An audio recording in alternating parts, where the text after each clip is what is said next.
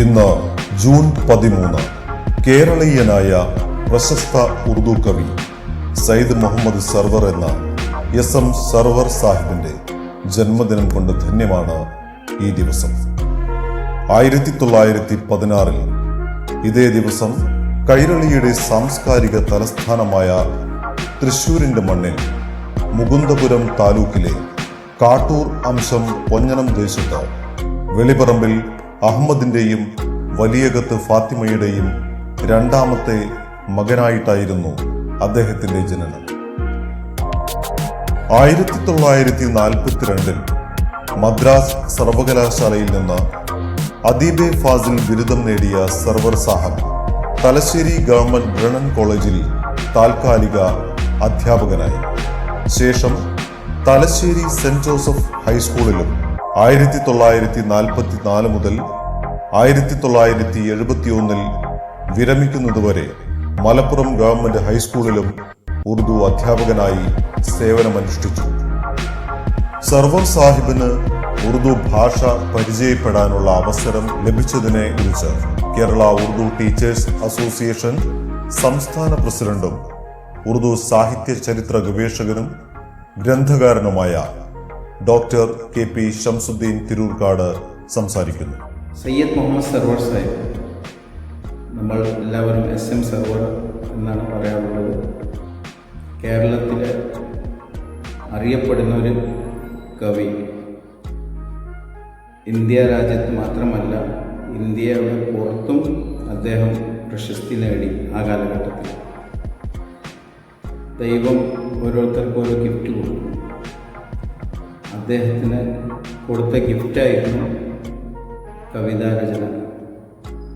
അദ്ദേഹം സ്കൂൾ തലത്തിലോ കോളേജ് തലത്തിലോ ഉറുദു ഒന്നും അങ്ങനെ പഠിച്ചിട്ടുണ്ടായിരുന്നില്ല.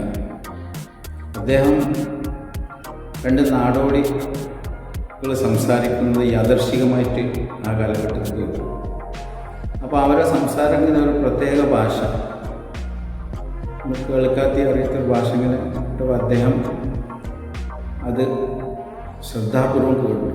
അവരെ സംസാരം കഴിഞ്ഞപ്പോൾ അവരോട് ചെന്ന് ചോദിച്ചു, നിങ്ങൾ ഏത് ഭാഷയാണ് സംസാരിക്കുന്നത്? അവർ പറഞ്ഞു, ഞങ്ങൾ ഉറുദുവാണ് സംസാരിക്കുന്നത്. ആ ഒരു സംഭവം സർവർ സാഹിബിൻ്റെ ജീവിതത്തിൽ വലിയൊരു മാറ്റമുണ്ട്. സർവർ സാഹിബിന് സ്വയം ഉറുദു പഠിക്കാൻ രംഗത്തേറുന്നു. അങ്ങനെ ഉറുദു പഠിക്കാൻ പറ്റിയ സ്ഥലം എന്ന് അന്വേഷിച്ച് കണ്ടെത്തിയത് ബാംഗ്ലൂർ, മൈസൂരും ബാംഗ്ലൂരും യാത്ര ചെയ്തു. ബാംഗ്ലൂരിലൊരു ഉസ്താദിൻ്റെ അടുത്ത്, അറിയപ്പെടുന്ന ഒരു കവിയുമായി ബന്ധപ്പെട്ട് അവിടെ അദ്ദേഹത്തിൻ്റെ കീഴിൽ ഉറുദു പഠിച്ചു. പിന്നീട് അദ്ദേഹം തന്നെയാണ് അദ്ദേഹത്തെ ഒരു വലിയൊരു കവിയാക്കി തീർത്തത്.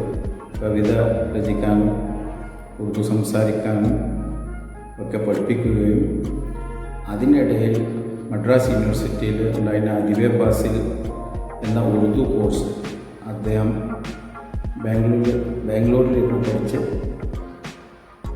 മദ്രാസ് യൂണിവേഴ്സിറ്റിയിലെ ഈ പരീക്ഷ എഴുതി പാസ്സാവുകയും പിന്നീട് ഉറുദു അധ്യാപകനുമായാണ് രംഗപ്രവേശനം നടത്തുന്നത്. അദ്ദേഹം 18-ാം വയസ്സിൽ എഴുതാൻ തുടങ്ങി, ഉറുദു കവിത എഴുതാൻ തുടങ്ങി. അപ്പോൾ നമ്മൾ ചിന്തിക്കേണ്ടത് അദ്ദേഹത്തിന് ആ ഉറുദു ഭാഷയോടുള്ള ഒരു പ്രണയം എത്രമാത്രമായിരുന്നു എന്നുള്ളത്. നേരത്തെ ഞാൻ പറഞ്ഞ പോലെ തന്നെ ഒരു ദൈവത്തിൻ്റെ ഗിഫ്റ്റും കൂടിയാണ് സർവർ സാഹിബിന്. എല്ലാവർക്കും അങ്ങനെ കിട്ടില്ല. പക്ഷെ സർവർ സാഹിബ് ആ ഗിഫ്റ്റ് സർവർ സാഹിബിന് ദൈവം കൊടുത്തിട്ടുണ്ട്. പക്ഷെ സർവർ സാഹിബ് അതിനു വേണ്ടി എങ്ങനെയാണ് മുന്നോട്ട് പോയത് എന്നുള്ളതാണ് നമ്മളെപ്പോഴും അറിയേണ്ടതും പഠിക്കേണ്ടതും. സർവർ സാഹിബ് ഭാഷ കേൾക്കാനും ഭാഷ പഠിക്കാനും എല്ലാ വിധത്തിലുള്ള ത്യാഗം ചെയ്തിട്ടുണ്ട്. കുട്ടികൾക്ക് വേണ്ടി ഗുൻച എന്ന വാരികയിൽ എഴുതിയ ഉറുദു നാടോടി കഥകളാണ് സർവർ സാഹിബിന്റെ ആദ്യത്തെ സാഹിത്യ സൃഷ്ടിയെങ്കിലും ബാംഗ്ലൂരിലെ സാഹിത്യ മണ്ഡലവുമായി അദ്ദേഹത്തിനുണ്ടായിരുന്ന ബന്ധമാണ് അദ്ദേഹത്തെ കാവ്യലോകത്തെത്തിച്ചത്. ജൗഹർ ബാംഗ്ലൂരിയുടെ നിര്യാണത്തെ തുടർന്ന് എഴുതിയ വിലാപ കാവ്യമാണ് സർവർ സാഹബിന്റെ പ്രഥമ കവിത. മലബാരി ഇഖ്ബാൽ എന്നായിരുന്നു ബാംഗ്ലൂരിലെ ഉറുദു സാഹിത്യപ്രേമികൾക്കിടയിൽ അദ്ദേഹത്തിനുള്ള വിശേഷണം. സർവർ സാഹബിന്റെ കവിതകൾ സമാഹരിച്ച് അർമഗാനെ കേരള എന്ന കാവ്യ സമാഹാരം 1970 പ്രസിദ്ധീകരിക്കപ്പെട്ടത്. പിന്നീട് അദ്ദേഹത്തിന്റെ മറ്റ് 50ഓളം പുതിയ കവിതകൾ ഉൾപ്പെടുത്തി ശിഷ്യഗണങ്ങൾ 1988 നവായെ സർവർ എന്ന സമാഹാരവും പുറത്തിറക്കിയിരുന്നു. സാഹിത്യത്തിന് അദ്ദേഹത്തിന്റെ സേവനം കവിതയിലൂടെ മാത്രമല്ലായിരുന്നു, നല്ലൊരു വിവർത്തകൻ കൂടിയായിരുന്നു സർവർ സാഹബ്. വൈക്കം മുഹമ്മദ് ബഷീറിന്റെ പ്രേമലേഖനം ഉൾപ്പെടെ വെട്ടൂർ രാമൻ നായർ, MT വാസുദേവൻ നായർ, പൊൻകുന്നം വർക്കി, പോഞ്ഞിക്കര റാഫി എന്നിവരുടെ കഥകളും അദ്ദേഹം ഉറുദുവിലേക്ക് മൊഴിമാറ്റി പ്രസിദ്ധീകരിച്ചിട്ടുണ്ട്. കേരളത്തിലെ പ്രഥമ ഉറുദു ഭാഷാ പ്രചാരകൻ എന്ന നിലയിൽ സർവർ സാഹിബിനെ ബാബായെ ഉറുദു കേരള എന്ന് വിശേഷിപ്പിക്കാം. അദ്ദേഹത്തിന്റെ പ്രചാരണ പ്രവർത്തനങ്ങളുടെ അനന്തരഫലമാണ് കേരളത്തിൽ ഇന്ന് കാണുന്ന ഉറുദു ഭാഷയുടെയും അക്കാദമിക രംഗത്തെയും വളർച്ച. സർവർ സാഹബിന്റെ പ്രിയ ശിഷ്യരിൽ പ്രധാനി SCERT റിട്ടയർഡ് റിസർച്ച് ഓഫീസറും മുൻ കരിക്കുലം കമ്മിറ്റി അംഗവും ഉറുദു കവിയുമായ ശ്രീ N മൊയ്തീൻ കുട്ടി മാസ്റ്ററുടെ വാക്കുകൾ. दोस्तों, भाइयों बहनों, आदाब. സർവർ സാഹിബ് 5, 6, 7 ക്ലാസ്സുകളിൽ എൻ്റെ അധ്യാപകനെ. മലപ്പുറം ഹൈസ്കൂളിൽ 5ാം ക്ലാസ്സിൽ ചേർന്ന എനിക്ക് മലയാളം, അറബിക് പുസ്തകങ്ങൾ വാങ്ങിയിരുന്നു. ഉറുദു എന്താണെന്ന് അറിയില്ലായിരുന്നു അന്ന്. ഒരു ദിവസം മലയാളം ക്ലാസ്സിൽ അധ്യാപകൻ വന്ന് പദ്യം ചൊല്ലിക്കുന്നുണ്ടായി. ചൊല്ലാൻ അറിയാത്തവർക്ക് അടിയും കൊടുത്തുകൊണ്ടിരുന്നു. ഈ സമയം കുറേ പേർ എഴുന്നേറ്റ് നിന്ന് പറഞ്ഞു, സർ, ഞങ്ങൾ ഉറുദുവാണ്, ഉറുദുക്കാർ ഉറുദു ക്ലാസ്സിൽ പോവുക. മാഷിൻ്റെ മറുപടിയും വന്നു. അങ്ങനെ അന്ന് 5D ക്ലാസ്സിൽ നിന്ന്, മലപ്പുറം ഹൈസ്കൂളിലെ 5D ക്ലാസ്സിൽ നിന്നും ഒരു സംഘം പുറപ്പെട്ടു. ചെന്നെത്തിയത് സർവർ സാഹിബിൻ്റെ ഉറുദു ക്ലാസ്സിലായിരുന്നു. അങ്ങനെയാണ് 5, 6, 7 ക്ലാസ്സിൽ സർവർ സാഹിബിൻ്റെ ശിഷ്യനാവാൻ എനിക്ക് ഭാഗ്യം സിദ്ധിച്ചത്. സർവർ സാഹിബ് അക്കാലത്ത് തന്നെ ഉറുദു അസോസിയേഷനുകളുടെ പ്രവർത്തനം കൊല്ലം തോറും യോഗങ്ങളും മറ്റും നടത്തിയിരുന്നു. ഒരു നല്ല അധ്യാപകൻ, ഭാഷാ പ്രചാരകൻ, കവി എന്നീ നിലകളിലൊക്കെ സർവർ സാഹബ് അറിയപ്പെടുന്നു. അദ്ദേഹത്തിൻ്റെ നവായ സർവർമൻ്റെ ആമുഖത്തിൽ ഷാരിഫ് രതോൽവിയും കാളിദാസ് ഗുപ്താരസയും ഒക്കെ പറഞ്ഞതുപോലെ സർവർ സാഹബ് കേരള കെ ബാബായെ ഉറുദു എന്ന ആ 5Dയിൽ തുടങ്ങിയ ആ യാത്ര ഇന്നിവിടെ എത്തി നിൽക്കുമ്പോൾ വളരെയേറെ സന്തോഷം തോന്നുന്നു. ജന്മം കൊണ്ട് തൃശ്ശൂരുകാരനായിരുന്നുവെങ്കിലും കർമ്മം കൊണ്ട് സാക്ഷര കേരളത്തെ പൊതുവിലും മലപ്പുറത്തെ വിശേഷിച്ചും ധന്യമാക്കുകയായിരുന്നു സർവർ സാഹബ്. മലപ്പുറം ഗവൺമെന്റ് കോളേജിന് സമീപം മുണ്ടുപറമ്പിലായിരുന്നു അദ്ദേഹത്തിന്റെ വാസം. 1/4 നൂറ്റാണ്ടുകാലം മലപ്പുറം ഗവൺമെന്റ് കോളേജിൽ അധ്യാപകനായി ഉറുദു വിഭാഗം മേധാവിയായി വിരമിച്ച കേരളത്തിലെ ഉറുദുവിന് പ്രിയങ്കരനായി തീർന്ന ആന്ധ്രാപ്രദേശ് സ്വദേശി doctor P. Abdul Ghaffar Saheb server സാഹബുമൊത്തുള്ള തന്റെ അനുഭവങ്ങൾ പങ്കുവെക്കുന്നു. अस्सलाम वालेकुम रहमतुल्लाहि वबरकातुहू. सरवर साहब, ये नाम केरला के मुहिब्बान उर्दू के लिए कोई नया नाम नहीं है.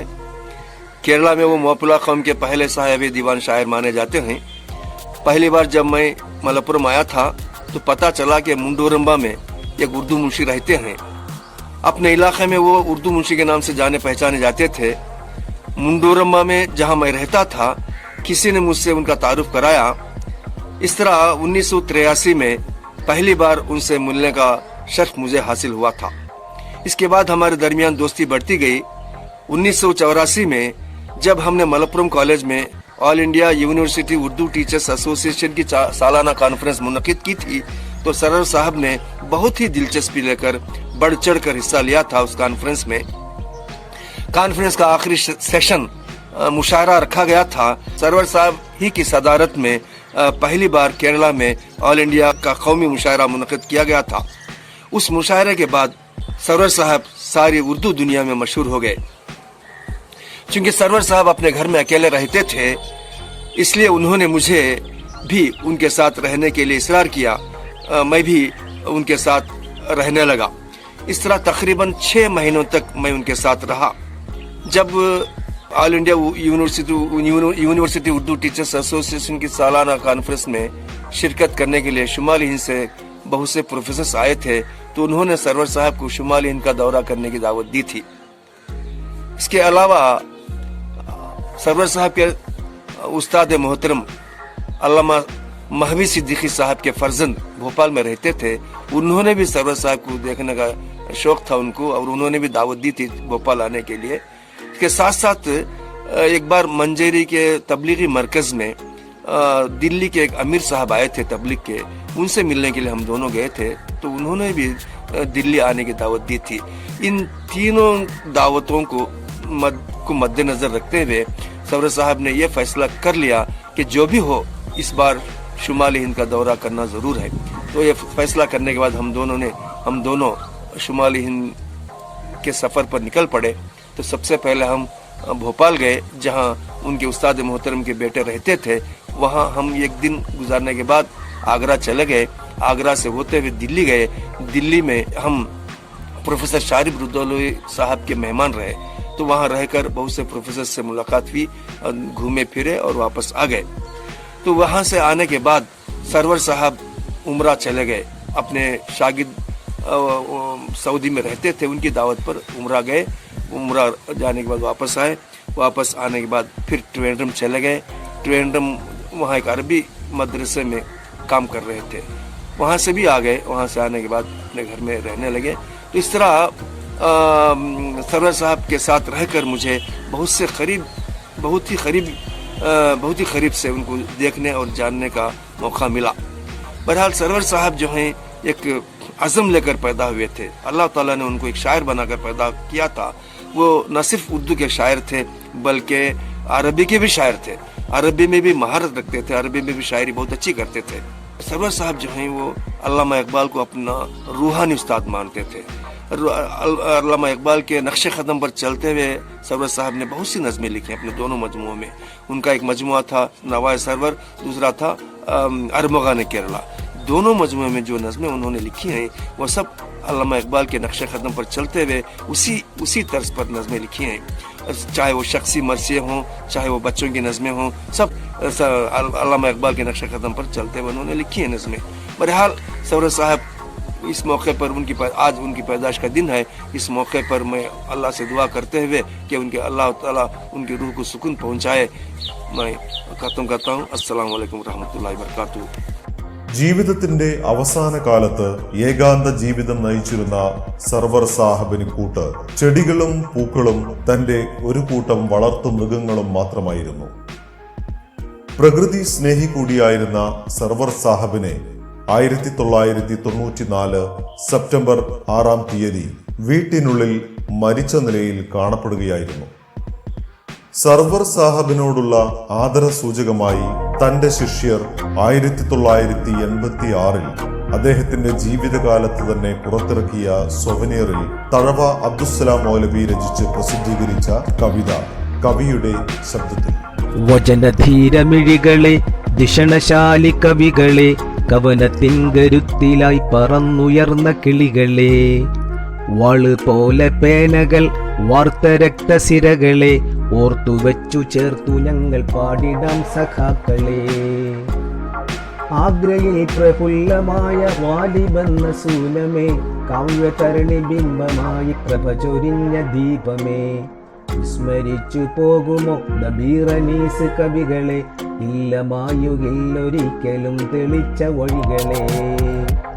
കാവ്യശാസ്ത്രതാരമേ വിശ്വകാന്തി സൂനമേ മിന്നി മിന്നി പ്രഭ ചൊരിഞ്ഞ ഡോക്ടർ മുഹമ്മദേ അക്ബലെന്ന നാമമിൽ സുപ്രസിദ്ധി നേടിയേ ഉമ്മത്തിന്റെ രാജകുലിൽ വശ്യഗാനം പാടിയേ. എണ്ണമറ്റ കുയിലുകൾ തിട്ടമറ്റ ദ്വീപുകൾ ഉറുദുവിന്റെ ദർഗയിൽ ചാർത്തി വ്യക്തി മുദ്രകൾ ധീരമായി മുന്നേറുക, സംഭ്രമം ത്യജിക്കുക, ഇൻഖിലാബ് പാടി വീരഗാഥയും രചിക്കുക. മാരിവില്ല് പോലെയുള്ള ഗസൽ ശീലുമാലയും മുല്ലവള്ളി പൂത്ത പോലെ മസ്നവി റുബാഇയും സരസരസിക നോവലും വീരഗാഥക്ക് തിഴയും മീട്ടി കർമ്മനിരതമായി ഉറുദു മൗലി ചാർത്തിയും അവർ തെളിച്ച വീതിയിൽ സേവനം നടത്തുവാൻ സെയ്ദ് സർവർ സാഹിബിന് നേരും സർവഭാവുകം. അവർ തെളിച്ച വീതിയിൽ സേവനം നടത്തുവാൻ സെയ്ദ് സർവർ സാഹിബിന് നേരും സർവഭാവുകം. പാരിലാകെ മുത്തുകൾ കൊത്തിവച്ച കവികളെ നന്ദിയോടെ അയവിറക്കി ഭാവുകം സഖാക്കളെ. വാള് പോലെ പേനകൾ വാർത്തരക്ക സിരകളെ ഞങ്ങളോർത്തു പാട്ടുപാടി ചേർത്തു വച്ച് വരികളെ.